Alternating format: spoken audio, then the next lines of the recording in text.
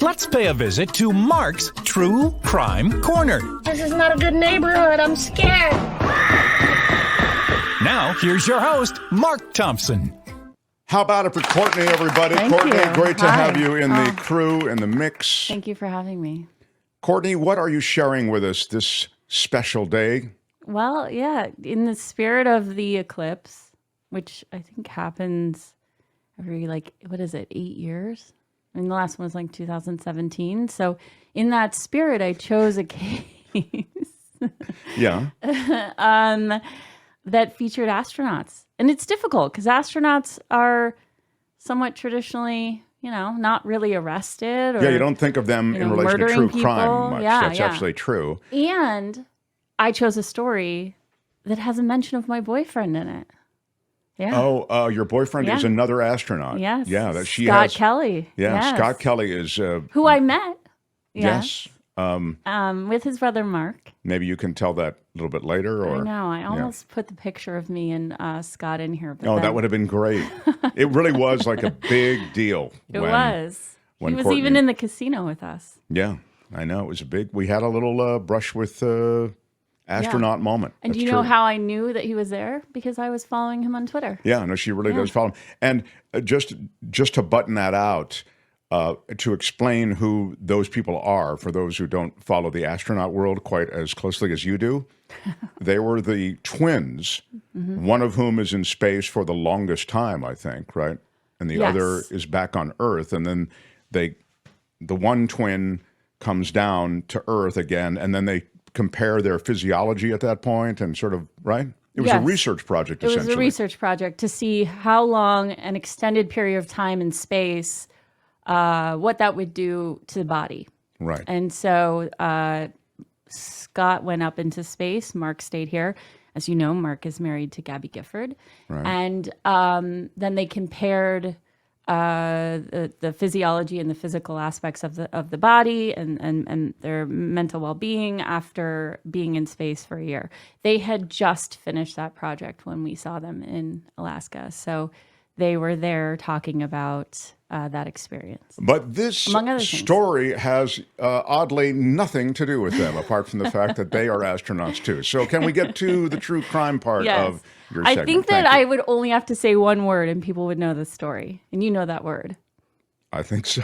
It's weird how that's become the thing that people remember. That's become the thing that people remember. And that word is diapers, also known as maximum absorbency garments.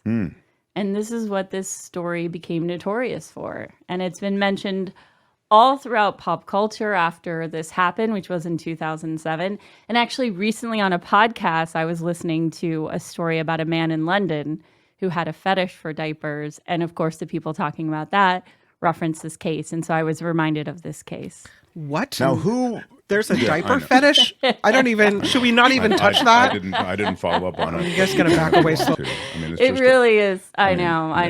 I mean, I feel like we use most of our lives to try not to get into diapers, right? Yeah, can we get to the true crime? I don't understand what happens. I try to get her to the truth. They do this to me all the time. I don't know what I know, the hell but- they do it for. I know. I try to make it happen. It started with, a romantic connection, myself and Scott, and then I. But this does involve a romantic connection and an obsession, and that's when the diaper thing comes in, because she wants to. As I recall, it's literally the only thing I do remember about it. There's a woman who is so obsessed with this guy that she wants to drive to wherever he is, and she doesn't want to stop to go to the bathroom, I guess, as she wears these things. But we'll get to that later in the story, I would think. It's not where the story starts. No, right? the story does not start there. The story starts in Washington, D.C., actually. Okay. Wow. Yeah. All right. So there are some visuals that I sent. The story is about a woman named Lisa Nowak. And Lisa Nowak is born in Washington, D.C., and very early in her life, she sees the Apollo 11 mission. And from that moment on, she decides she wants to be an astronaut. I think she was 6 at the time. Mm-hmm. And she spent most of her childhood, including all of her younger schooling years, high school, with really big ambitions to be part of the space program. She graduates from high school and she's accepted into Annapolis. And what's really interesting in that is that actually Annapolis had just started to accept women in 1976. And she enters in 1981. And at the time, only 6% of the student body was women. Oh. Yeah. So she's an extraordinary person by the looks of it, right? At that point. At that point, she's an extraordinary person, and she has not really had your typical teenager, maturation growing up, because she's been so dedicated to her scholastics and also to various sports that she was playing. And so in Annapolis, Maturation's a dang word. All right. and so if we can show the visual of Lisa with her husband. So she meets and marries Rich Nowak in 1988. Right. He was at Annapolis with her. And So she he's a meets and marries pilot him. or something? Or? Yes, he's a naval pilot. Yep. And so she meets and marries him. She studies actually in Monterey for a portion of the time after school. But then she's accepted into the space program in 1996. So the couple moves to Houston. And at that time, I think he takes a less active role in the Navy. I think he's flying in the reserves to take care of the kids. This is their house in Houston, Texas. And so she's in the space program, and she submits to be part of one of the missions. And so in 2002, NASA announces a crew for the space mission 118, scheduled for November of 2003. And that is where Scott Kelly comes in, because he was going to be the mission commander. What happens in February of 2003 is the Columbia disaster. And actually several of the astronauts who unfortunately pass in that disaster were contemporaries of hers in the 1996 in that class. Yeah. Wow. So she's that's delayed, and there are some mechanical issues. So she joins she goes and joins the next mission, which is 121, and she's added as a mission specialist. So she is a mission specialist. Mm-hmm. Wow. And so she's going to go to space. That's the house they live in Houston. That's her with her husband. That's and there her with she her husband. is. That's her as she's preparing, to be an astronaut in space. Yeah. So if you go down. Okay. Go down to the next picture after that. So part of her preparations for this, so she knows and meets and is friends with a man named William Ophaline or something? Ophaline, yeah. Thank you. It's William Ophaline. It's a somewhat interesting cumbersome spelling. name. But anyway, he's very cute and looks very aerospacey. Yeah. I could see developing a crush for him. In a movie that's loosely based on this story, John Hamm plays him. I see that. He's kind of a babe. Yeah, I can see it. So they are friends, and they go into a training together. So if you go down, the crew for this mission is sent to Quebec, and they are sent into the wilderness for several days. And they have to survive with virtually nothing. And it's the middle of winter, and they're dropped into the middle of the forest, and they have to survive, and then they have to get back to sort of the mainland, if you will. They do this to me all the time. I don't know what the hell they do it for. Well, they do it because they're trying to build that kind of toughness, right? Well, yeah, as you can imagine, there's a bonding that goes on when you have your life sort of threatened. Girl, you just woo. Yeah, there you go. And so you look good in that astronaut suit, baby. Yeah. So this does bond them very closely, and they develop feelings for one another beyond what had been just friends and contemporaries. And so after this is completed, they start an affair. And they meet sort of illicitly. They're meeting in the cars. They're meeting at hotels. And I bring this up because in many ways, this was satisfying a part of Lisa's teenage years when she wasn't reckless and she wasn't doing things that she wasn't supposed to do. She was so dedicated. She had spent her whole life dedicated to this mission, if you will, of becoming an astronaut. So she has this affair for 4 years with William, or Bill. And Bill is married to his high school sweetheart, and they have a couple kids. And eventually his wife finds out about this affair. Now, his wife finds out about the affair through emails There was a lot of emailing going on in this relationship, even the next relationship he has, with some not safe for work content, which seems strange that you would do that when you're working for the government. It's like weightless selfies of themselves. I think, selfies with Anyway. less clothing. So they have this affair now. He moves into an apartment. She still has her home with her husband. They get, because the wife discovers the wife discovers it. She divorces him, right? Kicks him out. And so he gets an apartment. So she's there all the time. Even though she has her house with her husband and their 3 kids, she's there all the time. And she's telling neighbors, I'm his girlfriend. I'm going to be his wife. She's very friendly with everybody. She's talking to his mom all the time. Wow. But she won't leave her husband. She doesn't want to leave her husband. She doesn't want the disgrace of that within the sort of aerospace community, the space program community. And so she stays with her husband, and he grows tired of that. And he's at a house party, and he meets what will be the 3rd part in this love triangle, which is Colleen Shipman. Wow. And so, yeah. What? Okay. This is a picture of her in that second mission that she's assigned to. Mark Kelly is the pilot of that mission. And so that's where Mark Kelly comes into this story. She actually goes to space with the shuttle Discovery as a mission specialist on July 4th, 2006. So remember, she was selected to be on a flight in 2002 for 2003. But because of mechanical failures and other issues, she is not on a mission until 2006. And that mission, I believe, lasted 13 days. She was in charge of the mechanical arm. But her boyfriend is not on that mission. No, he's on a different mission. Okay. But yes. So she is with her boyfriend. He is kicked out by his wife. He has this apartment and this now new life as a single man.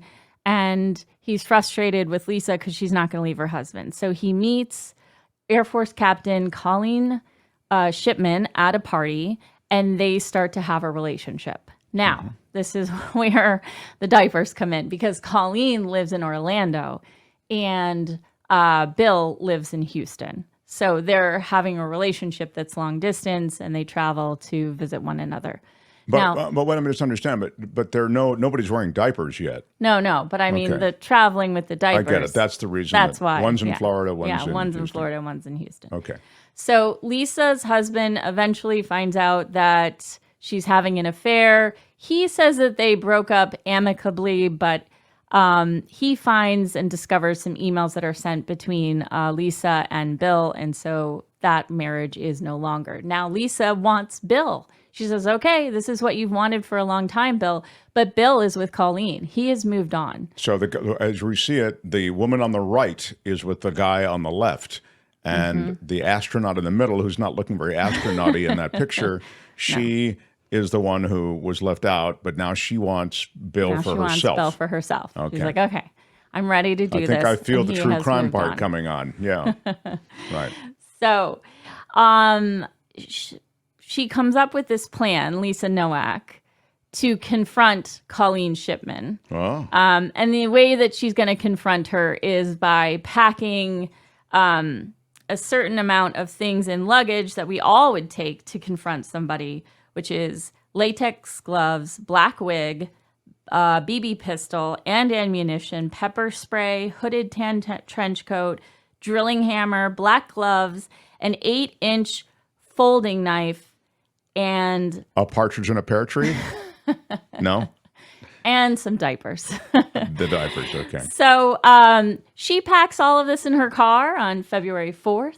She's about 1,000 miles away from Orlando in Houston. And so she's unannounced, she's going to confront. She's going to go confront Bill's girlfriend, Colleen, because she has hacked into Bill's emails. And Bill is now sending similar emails to Colleen and Colleen to Bill. And so she knows that Colleen is on a flight home to Orlando. So she's going to meet her at the airport. And so she flies there, and she has these diapers, maximum, what is it? They're called maximum absorbency garments. They're worn by astronauts for liftoff and of course, landing. Sure. Yeah.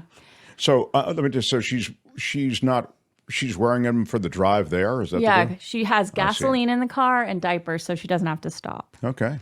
I mean, it was well thought out how to get there. Yeah. But then walking around an airport at 1 a.m. in a really, really bad disguise with cameras was not thought out very well. And the reason she's walking around an airport again, I'm sorry. Because Colleen lands from seeing her boyfriend. Wow. And so Colleen lands at 1 a.m. and guess who's there to greet her and help her with her luggage? Wow. Ooh, it's a wild idea, but it just might work. Lisa. And Lisa's so conspicuous that the 15 people that have landed at 1 a.m. at the Orlando airport are all suspect of this woman. She's holding a If sign you go that down- says, "Bitch, you need a ride."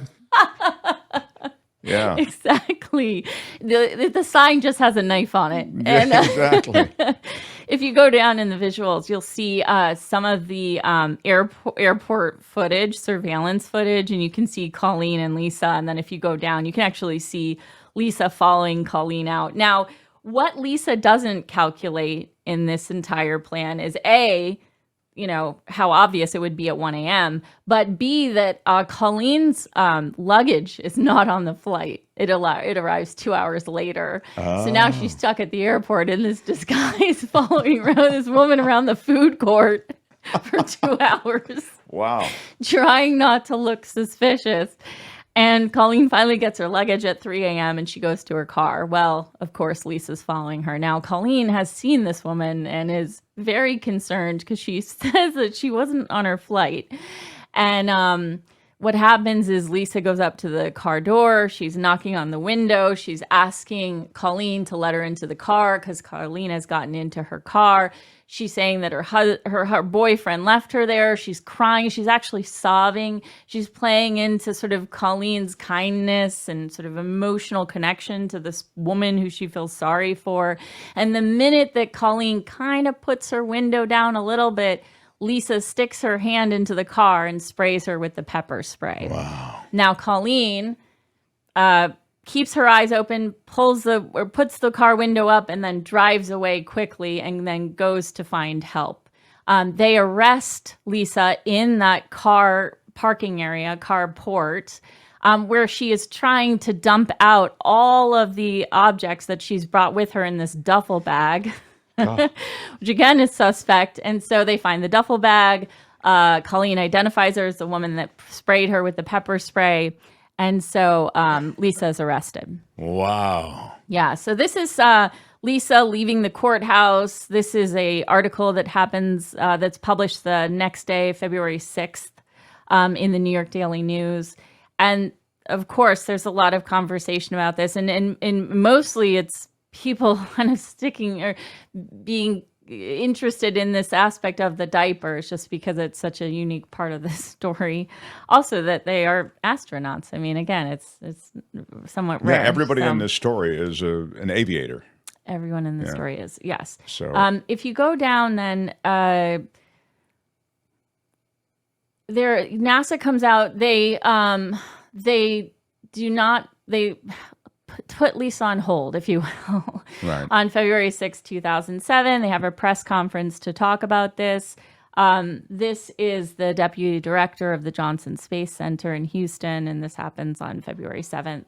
So if you go down on the visuals, if you're watching, you can follow this. This is Lisa. This is after her arrest. Now, she makes bail, and there is not a trial.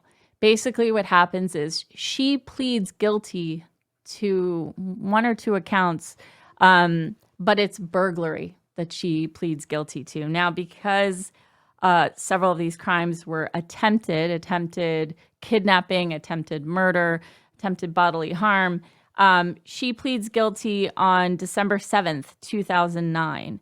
This trial was scheduled for December 7th, but she pleads guilty November 10th, 2009 of burglary and misdemeanor battery. And so she's given a year probation and the 2 days that she's served in jail. And that is what happens. So she really skates on it kind of, huh? Yep, exactly. And there the two are. Yeah, those are pictures of them. So on the left, that is Lisa Nowak talking about the ankle bracelet that they've given to her in the probation to monitor her activities. And what were her comments? She said, look, I lost control of my head. I don't know what I was thinking. Or did she kind of ever speak publicly about this? Yeah. In the courtroom, she directly speaks to Colleen Shipman. And it's really a position of, I didn't mean to scare you. And that my actions on that day were out of line. And there's no mention of the duct tape, the knife, and then basically pretty much murdering and Scare Avenue. dismemberment kit she had I in the didn't car. mean to scare you. I meant to kill you. Yeah, exactly. You know what makes this picture makes me think, though? This is the days of perms. Look I at know, that. right? Look I at those know. perms. Wow. I know. What was the year So again? It was true. This is 2009. 2009. But I mean, I think that's a holdover from 1981 Right. when he was in Annapolis. But yeah, they don't make mention of that. Now, here are a couple of cartoons. These are actually from 2007. So they're, kind of they're obviously kind of connecting with the story about, her being an astronaut and the Endorsed diapers. by NASA, super absorbent diapers. Exactly. If you go down to then, this is a book. So now Colleen and Bill get married and they move to Alaska. And so Colleen writes a novel called Eerie. And this is published in 2015. And it's a supernatural teen horror crime novel. And it has really, I don't know, it had 4.3 out of 5 stars review on Amazon. So maybe it's good. But she lives there with her husband. She was also part of the Alaska State Troopers. But she continues to work there. Now, in 2019, there was a movie called Lucy in the Sky. And this is where John Hamm comes in because he played Bill in the movie. And it's loosely based on this story. But this is more about the stress and the psychological stress that comes with the pressure of being in the space program. I see. And less about the direct activities of what happened. And so Natalie Portman plays Lucy. Yeah. Wow. So in the end, this was an obsession and an ill-conceived plan to eliminate, or it seems eliminate. I mean, as you say, with all that stuff on board that, she was trying to kind of take with her, it was an attempt to bump her off or get her out of the picture.